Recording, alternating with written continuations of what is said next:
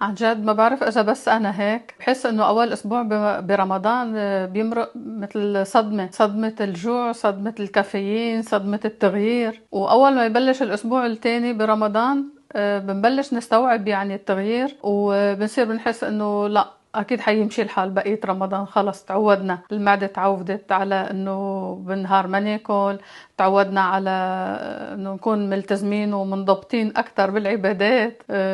يعني كل شيء بيصير احسن. اليوم بدي احكي معكم عن شغلة كتير بسيطة لها علاقة برمضان، بس اذا ركزنا عليها كل شهر رمضان بيصير احسن. خليني اكون صريحة معكم، كتير منا ببداية شهر رمضان بنفوت عليه بحماس كبير كتير، بنكون حابين نعمل كل شيء على اتم ما يرام مثل ما بيقولوا، كل شيء افضل شيء. يعني بدنا نقرأ قرآن كل يوم، بدنا نصلي كل النوافل، بدنا ننزل وزن، كل الأمنيات هيدي ولا كل الأشياء. إنه مثلا مثل ما قلت لكم أحسن شيء بدنا نكون ألطف وأهدى مع الكل. وبعد كم يوم بنبلش نحاسب حالنا، يعني ليش ما قريت قد ما كنت مخططة، ليش اليوم عصبت على فلان مثلا، ليش ما حسيت بالإحساس الروحاني اللي الكل عم يحكي عنه. بس عن جد بدي أقول لك شغلة مهمة كتير، رمضان منه مسابقة ولا مثالية. فيك تعتبري انه رمضان كأنه رحلة بنتعلم منها كتير اشياء منيحة وايجابية. وهلأ نحن اسانا باول اسبوع من رمضان، يعني اسا قدامنا وقت كبير كتير، اسا قدامنا 3 اسابيع لحتى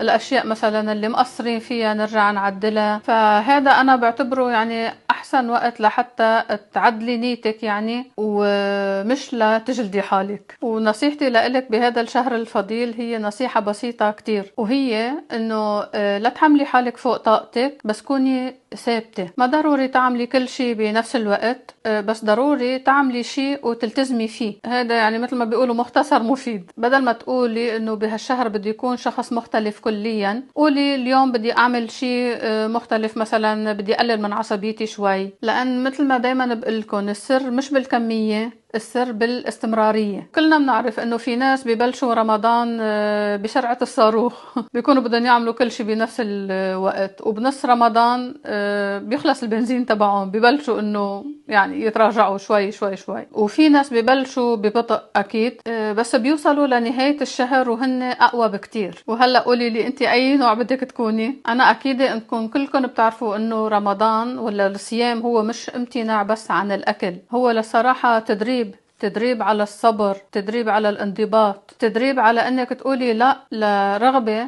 لحظية مشان شيء اكبر، مشان ثواب اكبر يعني من هيك. وصدقيني لما بتقدري تقولي لا للاكل والشرب لمدة 14 ل 16 ساعة بالنهار، فانت اكيد حتقدري تقولي لا لكتير اشياء تانية، مثل انك تقولي لا للافكار السلبية، مثل انك تقولي لا لردة فعل مؤذية، بتقدري تقولي لا لعادة عم بتضرك. مثلا اليوم تقريبا اول اسبوع من رمضان بيكون خلص، فانت اسألي حالك، قولي انا شو عم بتعلم عن نفسي بهالشهر هذا. هل يا ترى انا شخص بنهار بسرعة، ولا انا شخص بيتحمل، ولا انا شخص بيقدر يتحمل اكثر ما كان مفكر. واذا هلا انت تعبانة وحاسة حالك مش حاسة يعني بطاقة روحانية، او مزاجك منه بافضل حالاته مثلا، هذا الشيء كتير طبيعي. التغيير بياخد وقت، والجسم بده وقت لحتى يتأقلم. ما تقارني حالك بحدا عم ينزل ستوري انه صار بالختمية الثالثة،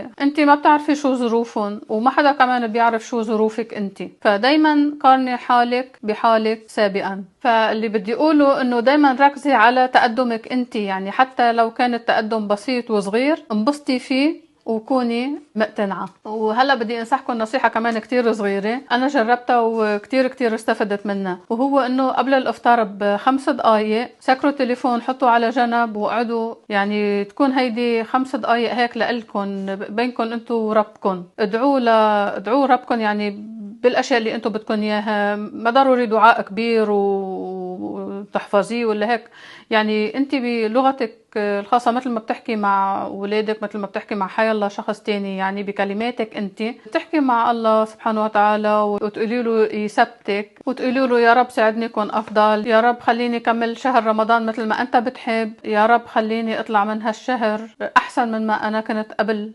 رمضان، لأن عن جد عن جد اللحظات الصغيرة هي اللي بتعمل الفرق. وصدقيني كل يوم عم بيمر من رمضان هو فرصة لإلنا، فرصة لحتى نخفف ضغط عن حالنا، لحتى نرجع نرتب أولوياتنا. يعني إذا حسيتي حالك مثالية كتير منيح ممتاز، إذا حسيتي حالك عم تتعلمي شوي شوي، ولا مثلا عم تعملي الأشياء شوي شوي، كمان منيح. فخلينا نكفي هالشهر بخفة ومش بضغوط وبنية صافية ومش بمقارنات بيننا وبين الآخرين. إذا حابة خبريني بالكومنت كيف كان أول أسبوع من رمضان عليكي، وشو أكتر شي حاسة عم يتغير فيكي. رمضان مبارك علينا وعليكم، وبشوفكم بالفيديو الجاي إن شاء الله.